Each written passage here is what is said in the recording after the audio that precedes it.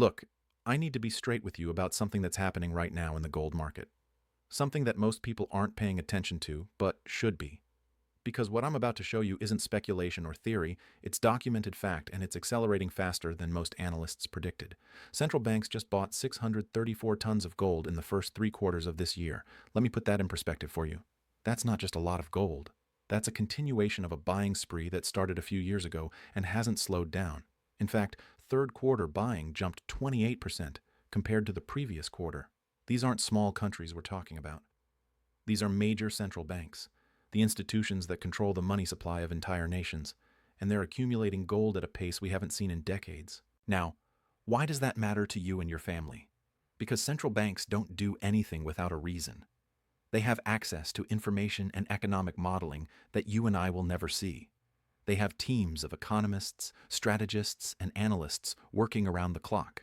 And right now, those teams are telling them to buy gold. Lots of it. Think about what that means. The very institutions that print money are buying gold. The people who control the dollar, the euro, the yen, they're diversifying away from their own currencies and into physical metal. That should tell you something. That should tell you everything. Let's talk about what's really driving this. On the surface, you've got the obvious factors. Inflation concerns, geopolitical tensions, the usual suspects. But dig deeper, and you start to see something more fundamental happening. You start to see a structural shift in how the global financial system operates. For decades, the US dollar has been the world's reserve currency. Countries held dollars because they needed them for international trade. They needed them to buy oil. They needed them to settle debts. The dollar was king, and everyone played by those rules. But something's changing. The BRICS nations, Brazil, Russia, India, China, South Africa, they're building alternative systems. They're talking about trade settlements in their own currencies. They're reducing their dollar holdings. And they're buying gold. China's been particularly aggressive about this. They've been accumulating gold for years, and they're not slowing down. Russia, too, despite sanctions, despite everything, they keep buying. These aren't random decisions. This is strategic positioning for a world where the dollar doesn't dominate the way it used to. And here's where it gets interesting for regular people like you and me. Because when central banks buy gold, they're not doing it to make a quick profit. They're doing it to preserve wealth over the long term. They're doing it because they see risks in the current system that they want to hedge against. They're doing it because they know something about the future trajectory of fiat currencies that makes them uncomfortable. Now, let's look at what's happening with gold prices. We've seen record after record broken. The precious metal has climbed to levels that many analysts didn't think we'd see for years. Some forecasts are now calling for gold to reach $4,000 per ounce before the end of next year. $4,000. That's not some fringe prediction from a gold bug newsletter. That's coming from major financial institutions with serious research departments. Goldman Sachs put out a forecast explaining why they think gold prices will continue climbing. Their analysis points to several factors, but one of the biggest is that renewed appetite from investors. People are waking up to what central banks already know. They're looking at their portfolios, looking at their retirement accounts, and asking themselves a very simple question. Am I protected if things go wrong? And increasingly, the answer they're coming to is no. They're not protected, because most people have their wealth tied up in assets that depend on the stability of the financial system. Stocks, bonds, cash in the bank, all of these things assume that the system keeps working the way it's supposed to. But what if it doesn't? What if we see a currency crisis? What if we see a major bank failure? What if we see inflation spiral out of control? Gold doesn't care about any of that. Gold has been money for thousands of years. It's survived the fall of empires, the collapse of currencies, wars, depressions, hyperinflation, everything. And it's still here, still valuable, still trusted. Let me tell you a story that illustrates this perfectly. Back in 1971, President Nixon closed the gold window. That's when the US officially went off the gold standard. Before that, dollars were backed by gold. You could, in theory, exchange your dollars for actual gold at a fixed rate. After 1971, that ended. The dollar became a pure fiat currency, backed by nothing but the government's promise. At the time, gold was trading at around $35 an ounce. $35. Within a decade, it had shot up to over $800. That's a more than 20-fold increase. Why? Because people realized that without gold backing, the dollar could be printed in unlimited quantities. And when you can print unlimited quantities of something, it loses value. It's basic economics. Now, we're in a similar situation today, except it's even more extreme. The amount of money that's been created in the last few years is staggering. Trillions of dollars pumped into the economy through stimulus programs, quantitative easing, emergency measures. All of that money has to go somewhere, and a lot of it is going into assets, driving up prices, creating inflation. You've felt it, I'm sure.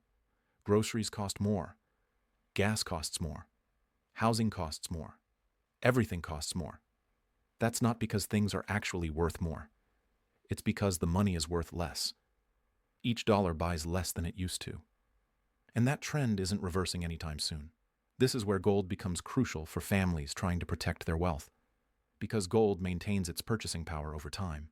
An ounce of gold today buys roughly the same amount of goods and services that an ounce of gold bought 100 years ago. Can you say the same about the dollar? Absolutely not. The dollar has lost over 95% of its purchasing power since the Federal Reserve was created. Quick aside here. If you're sitting on $100,000 or more in retirement accounts, I put together a free guide on how gold IRAs work. It's in the description. Covers how to get physical gold into your retirement account without tax penalties, how the process works, what to watch out for. Worth checking out if that's relevant to your situation.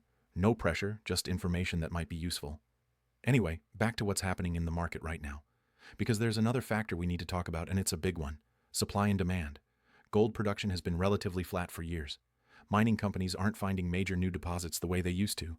The easy gold has been mined. What's left is harder to extract, more expensive to process. Meanwhile, demand is surging. Central banks buying, investors buying, jewelry demand in Asia remaining strong. Industrial use is increasing as gold gets used in more technology applications. When demand outpaces supply, prices go up. That's economics 101. And right now, we're seeing that dynamic play out in real time. The gold market has transitioned into what analysts are calling a higher price regime. That means the baseline price level has permanently shifted upward. We're not going back to 1,500 gold. We're not going back to 1,800 gold. Those days are over. The new normal is north of $3,000 per ounce, with potential to test $4,000 or higher. And that's not speculation. That's based on fundamental supply and demand dynamics, combined with the macroeconomic factors we've been discussing. Now, let's talk about what this means for different types of investors. If you're young, in your 20s or 30s, you might be thinking, why do I need gold? I've got time. I can ride out market volatility. And sure, you've got time on your side. But you also need to think about wealth preservation, because the wealth you build now, in your earning years, needs to last you through retirement. And if that wealth is entirely in paper assets that can be inflated away, you're taking a massive risk. If you're middle-aged, in your 40s or 50s, you're in the critical wealth accumulation phase. You're probably at peak earning power. You're building your nest egg. This is when you need to be most careful about protecting what you've built, because you don't have decades to recover from a major financial crisis. You need stability. You need assets that hold their value. And if you're approaching retirement or already retired, this becomes even more critical. You're living off your savings. You need that money to last. You can't afford to see your purchasing power eroded by inflation. You can't afford to see your portfolio cut in half by a market crash. Gold provides that stability. It provides that insurance. Think about what happened in 2008. The financial crisis. Stock market crashed. Real estate crashed. Banks failed. People lost their homes, their jobs, their retirement savings. It was devastating. But you know what didn't crash? Gold. Gold went up. Because when everything else is falling apart, people flee to safety. They flee to gold. Or look at what happened during the high inflation period of the late 1970s and early 1980s. Inflation was running at double digits. The dollar was losing value rapidly. People who held cash or bonds got destroyed. But people who held gold, they did incredibly well. Gold went from around $200 an ounce to over $800. It protected wealth when nothing else could. We're seeing echoes of that period right now. Inflation is back.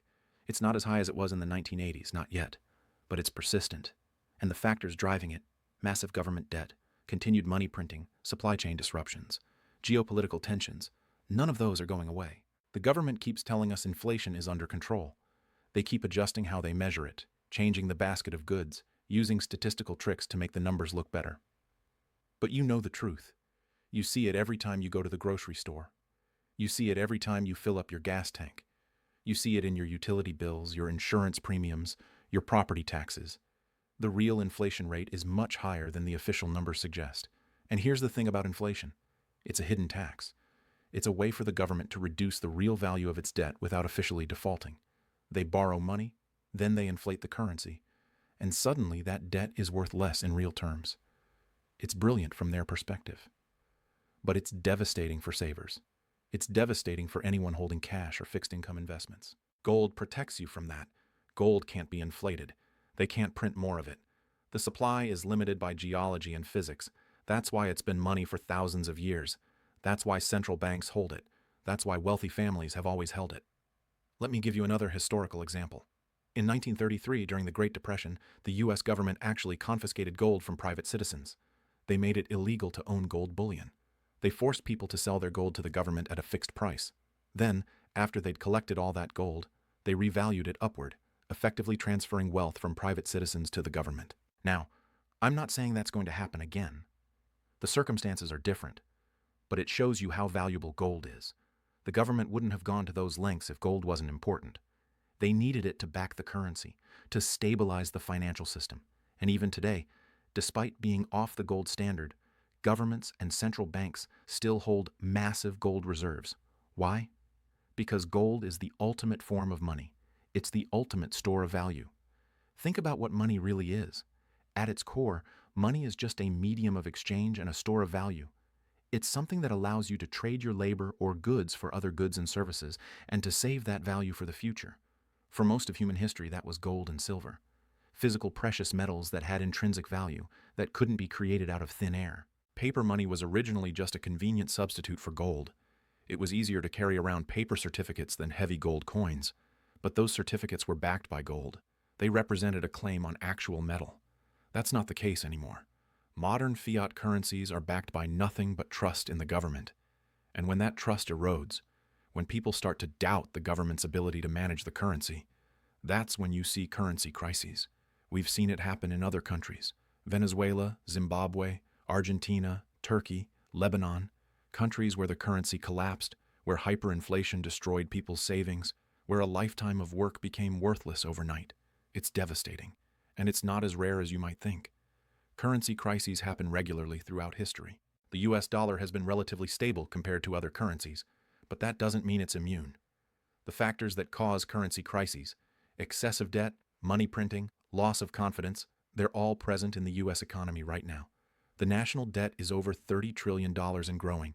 The government runs massive deficits every year. The Federal Reserve has expanded its balance sheet to unprecedented levels. These are warning signs, and the rest of the world is noticing. That's why you're seeing this move away from the dollar in international trade. That's why you're seeing countries diversify their reserves. That's why you're seeing central banks buy gold. They're preparing for a world where the dollar isn't the dominant reserve currency anymore. What does that mean for you? It means the dollar could lose significant value. It means your savings, your retirement accounts, your cash holdings, they could all be worth substantially less in real terms. Not because the number of dollars changes, but because each dollar buys less. Gold protects against that. When currencies lose value, gold's value in those currencies goes up. It's not that gold is becoming more valuable in absolute terms. It's that the currency is becoming less valuable, and gold maintains its purchasing power. Let me give you a concrete example. Let's say you have $100,000 in savings. If inflation runs at 5% per year for 10 years, that $100,000 will have the purchasing power of about $61,000 in today's dollars. You'll have lost nearly 40% of your wealth, even though the number in your bank account stays the same. But if you had put that $100,000 into gold, and gold appreciated at even a modest rate, you'd have maintained or increased your purchasing power. You'd be protected. Your family would be protected. This isn't about getting rich quick. This isn't about speculation or trying to time the market. This is about wealth preservation. This is about making sure that the money you've worked hard to earn, the savings you've built up over years or decades, doesn't evaporate due to currency debasement and inflation. And the time to act is now. Not because I'm trying to create urgency artificially, but because the trends we're seeing are accelerating. Central bank buying is increasing. Institutional investors are allocating more to gold. Retail investors are waking up to the risks in the financial system. All of that creates upward pressure on gold prices. When gold was at $1,500, people said it was too expensive. When it hit $1,800, they said they'd missed the boat. When it crossed $2,000, they said it was in a bubble. Now it's above $3,000, and analysts are forecasting $4,000 or higher. At what point do you stop waiting and start protecting your wealth? The families who will weather the coming financial storms are the ones who prepare now, the ones who diversify their assets, the ones who hold some physical gold as insurance against currency debasement and financial instability. Not all their wealth, diversification is important, but a meaningful allocation that can protect them if things go wrong. Because here's the reality. Things might not go wrong. The financial system might muddle through. Inflation might come back down. The dollar might remain strong. But what if it doesn't? What if we see a major crisis? What if your retirement savings get cut in half? What if inflation spirals out of control?